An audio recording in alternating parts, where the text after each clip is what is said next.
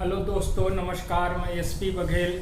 आज हम लोग भारत में चलाई जाने वाली प्रमुख पंचवर्षीय योजनाओं के बारे में संक्षिप्त में अध्ययन करेंगे। साथ ही साथ प्रत्येक पंचवर्षीय योजना के दौरान सरकार द्वारा चलाए गए प्रमुख कार्यक्रमों के बारे में भी चर्चा करेंगे।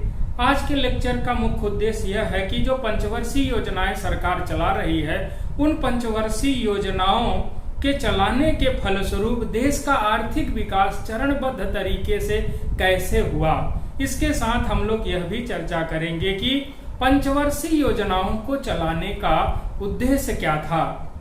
तो देखिए मित्रों, जो पंचवर्षीय योजनाएं हैं भारत में, पंचवर्षीय योजनाओं को पूछा जाता है कि किस देश से नकल की गई हैं।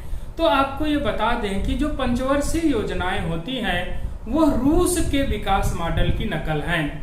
1917 ईस्वी में रूस में बेल्शेविक क्रांति होती है। उस बेल्शेविक क्रांति के परिणाम स्वरूप रूस में साम्यवादियों की सरकार बनती है। साम्यवादियों की सरकार के नेता उभर कर आते हैं लेनिन ने ही वहां पर चरणबद्ध तरीके से पंचवर्षीय योजनाओं को प्रारंभ किया। पंचवर्षीय योजनाएं रूस में 1928 ईस्वी में चलाई जाती हैं। फिर उन्हीं पंचवर्षीय योजनाओं के बल पर रूस 1917 में जो जारशाही व्यवस्था के खिलाफ बेल्शेविक क्रांति के कारण एक सोवियत संघ रूस बनता है, वही रूस पंचवर्षीय योजनाओं के ही माध्यम से, पंचवर्षीय योजनाओं की रणनीति के माध्यम से 1945 से 50 आते आते दुनिया का दूसरा सर्वाधिक शक्तिशाली देश बन जाता है। और द्वितीय विश्व युद्ध के दौरान पूरी दुनिया में यह बात उभर कर सामने आती है कि पूरी दुनिया दो ध्रुवों में बट गई है, जिसमें एक जो है संयुक्त राज्य अमेरिका और दूसरा सोवियत संघ रूस था। दोनों ध्रुवों में दोनों देशों के बीच कई वर्षों तक दोनों देशों के बीच जो है शीतकालीन युद्ध जैसी स्थिति बनी रहती थी। यानी एक ऐसा युद्ध जिसमें युद्ध प्रत्यक्ष रूप से न होकर वैचारिक युद्ध होता था, व्यापारिक युद्ध होता था, और देशों को, जो कमजोर देशों हैं, उनको अपने पक्ष में मिलाने के लिए होता था। तो रूस में ही सर्वप्रथम 1928 ईस्वी में पंचवर्षीय योजनाएं चलाई गई। इसके बाद जब 1945 के बाद, यानी 24 अक्टूबर 1945 ईस्वी में जब जो है संयुक्त राष्ट्र संघ की स्थापना हुई, तो संयुक्त राष्ट्र संघ की स्थापना का मुख्य उद्देश्य यह था कि अंतरराष्ट्रीय शांति और सुरक्षा, और अंतरराष्ट्रीय शांति और सुरक्षा तभी स्थापित हो सकती थी जब पूरी दुनिया में जो भी देश हैं और अपनी आजादी की लड़ाई लड़ रहे थे, उन देशों को आजाद कर दिया जाए। तो जैसे ही 1945 के बाद पूरी दुनिया में जो भी देश आजाद हुए, वे सभी के सभी देश जो है विकास की दो रणनीतियों का अनुसरण किए। कुछ देशों ने सोवियत संघ की पूंजीवादी व्यवस्था का अनुसरण किया और कुछ देशों ने जो है सोवियत रूस के साम्यवादी व्यवस्था का अनुसरण किया। सोवियत रूस ने पंचवर्षीय योजनाओं को अपना करके अपने देश के आर्थिक विकास को, सैन्य विकास को और सर्वांगीण विकास को बहुत तेजी से आगे बढ़ाया। उसका नतीजा यह हुआ कि जब भारत आजाद हुआ तो भारत में भी पंचवर्षीय योजनाओं को अपनाने की बात प्रारंभ की गई। लेकिन भारत में जो पंचवर्षीय योजनाएं चलती हैं, उनकी रूपरेखा थोड़ा सा हम लोग जो है अच्छे से समझने की कोशिश करेंगे। भारत में पंचवर्षीय योजनाओं को शुरू करने का श्रेय सर्वप्रथम जाता है 1934 ईस्वी में एम विश्वेश्वरैया द्वारा लिखी गई किताब प्लान्ड इकोनॉमी फॉर इंडिया का है। प्लान्ड इकोनॉमी फॉर इंडिया में एम विश्वेश्वरैया, जो भारत में योजनाओं के जनक भी माने जाते हैं, अर्थात पंचवर्षीय योजनाओं के जनक भी पूछता है किसे कहा जाएगा, तो आप एम विश्वेश्वरैया को बताएंगे। विश्वेश्वरैया बहुत विद्वान भी थे, राजनयिक भी थे, और जो है वो मुख्य रूप से भारत के राजदूत भी रहे हैं और इंजीनियर भी थे। इन्होंने पंचवर्षीय योजनाओं पर एक किताब लिखी 1934 ईस्वी में, जिसे कहा गया प्लान्ड इकोनॉमी फॉर इंडिया। इसी किताब के बाद भारत में 1935 का अधिनियम आता है, जिसमें राज्यों को स्वतंत्रता दे दी जाती है। राज्य भी अपने ढंग से विकास करने की रणनीति बनाने के लिए स्वतंत्र हो गए थे। इसीलिए 1937 का चुनाव होता है प्रादेशिक, और वह चुनाव के बाद कुछ राज्यों में, लगभग 11 राज्यों में यहाँ के लोगों को, हम लोगों की प्रतिनिधियों की सरकार बनती है। फिर 1938 ईस्वी में जो है हरिपुरा में जो है सुभाष चंद्र बोस जो है कांग्रेस के अध्यक्ष चुने जाते हैं। सुभाष चंद्र बोस 1938 में हरिपुरी कांग्रेस अधिवेशन में जब जो है कांग्रेस के अध्यक्ष बनते हैं, तब उन्होंने 1938 ईस्वी में ही पंडित जवाहरलाल नेहरू जी की अध्यक्षता में राष्ट्रीय नियोजन समिति का गठन करते हैं। नेशनल प्लानिंग कमीशन का गठन 1938 ईस्वी में किया जाता है, किंतु यह कमीशन अपनी रिपोर्ट 1948-49 में पेश करता है। उसका भी कारण है क्योंकि 1938 में गठित होती है, 39 में द्वितीय विश्व युद्ध शुरू हो जाता है, और द्वितीय विश्व युद्ध में अंग्रेज भारतीय नेताओं से बिना पूछे भारत को भी युद्ध में शामिल कर लेते हैं, जिससे भारतीय नेता बहुत दुखी और क्षुब्ध होते हैं। तो ऐसे में इन लोगों ने रणनीति बनाया कि पहले हम अपने देश को पूरी तरह से आंतरिक और बाह्य रूप से आजाद करेंगे, तब इसके बाद देश में सभी प्रकार की योजनाओं और परियोजनाओं को लागू करके उसका सही से जो है उपयोग कर पाएंगे। तो याद रहे, नेशनल प्लानिंग कमीशन का गठन सुभाष चंद्र बोस द्वारा पंडित जवाहरलाल नेहरू जी की अध्यक्षता में किया गया था 1938 ईस्वी में, लेकिन इसने रिपोर्ट अपनी 1948-49 में पेश की थी।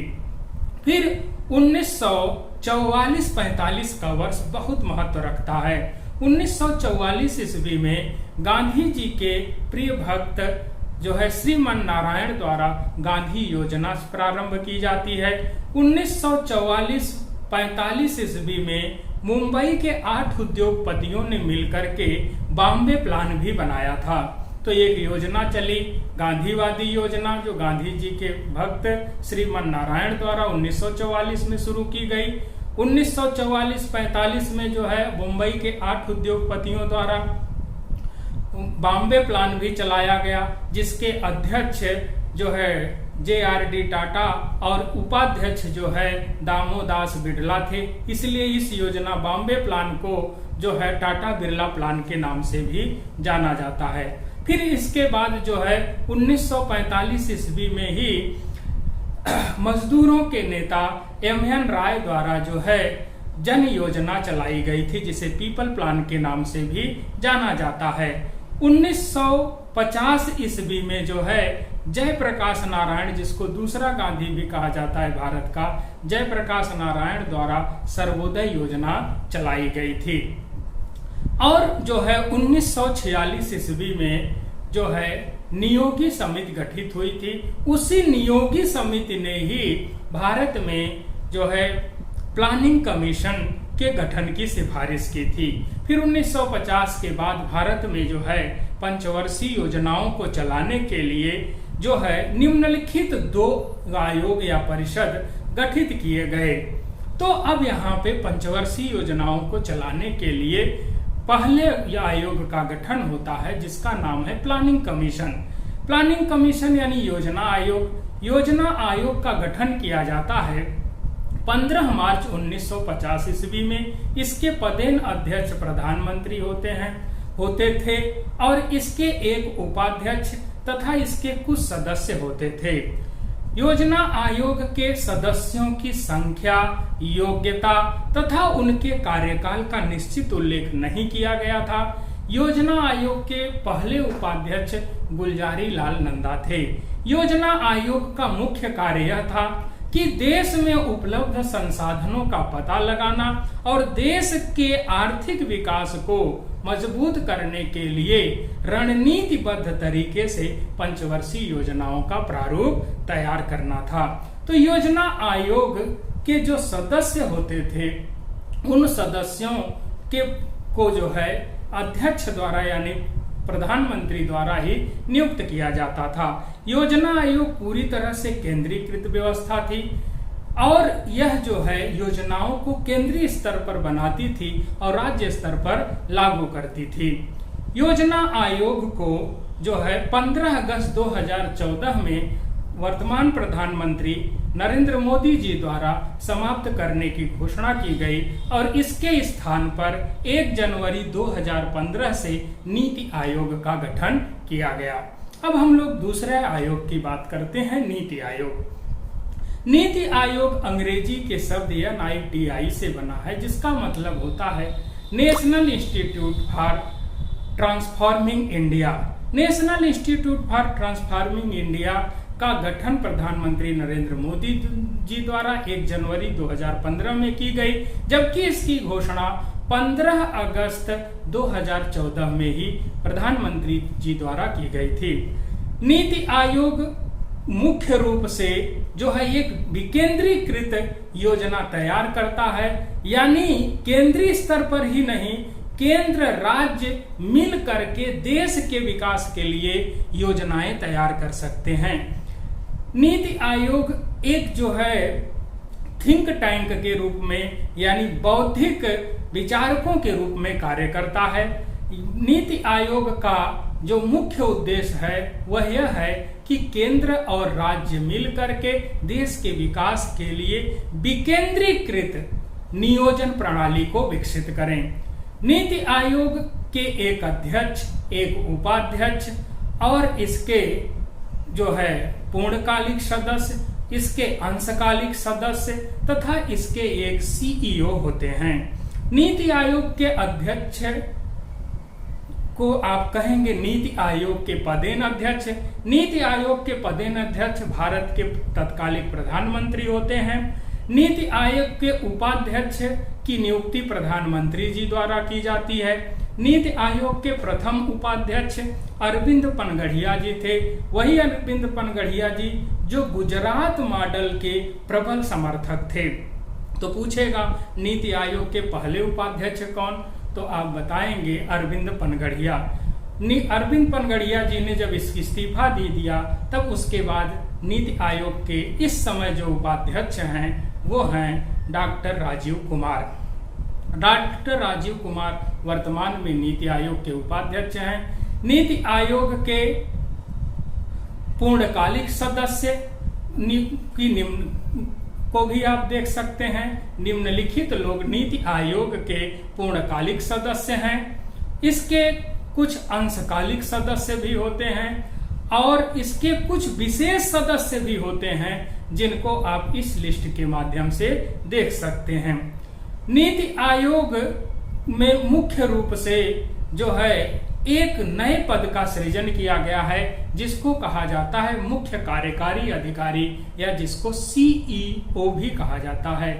चीफ एग्जीक्यूटिव ऑफिसर इसके जो पहले थे, प्रथम CEO ऑफ नीति आयोग कहा जाता है सिंधु श्री खुल्लर। वर्तमान में नीति आयोग के CEO अमिताभ कांत जी हैं। नीति आयोग का मुख्य उद्देश्य यह है कि जो है यह भारत में जो भी योजनाएं या परियोजनाएं बनेंगी वह मुख्य रूप से केंद्रीकृत न होकर जो है विकेंद्रीकृत होंगी।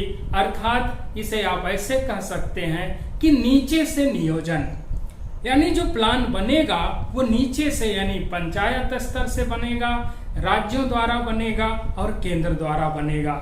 योजना आयोग जो योजनाएं बनाता था ऊपर से बनाता था केंद्रीय स्तर पर, तो इसीलिए योजना आयोग को कहा जाता था ऊपर से नियोजन और नीति आयोग को कहा जाता है नीचे से नियोजन। नीति आयोग मुख्य रूप से 15 वर्षीय विजन को लेके चलता है, 7 वर्षीय जो है एजेंडे को लेके चलता है और 3 वर्षीय एक्शन प्लान को लेके चलता है। तो इस प्रकार नीति आयोग 3 योजनाएं बना करके दिमाग में तब कार्य करता है, 15 वर्षीय, 7 वर्षीय और 3 वर्षीय।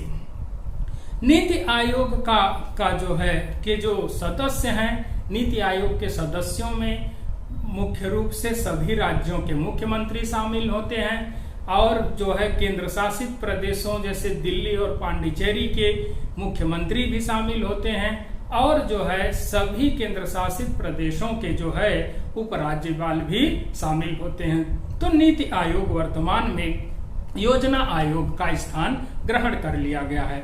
अब दूसरी जो है अगली इकाई आती है जिसको कहा जाता है राष्ट्रीय विकास परिषद।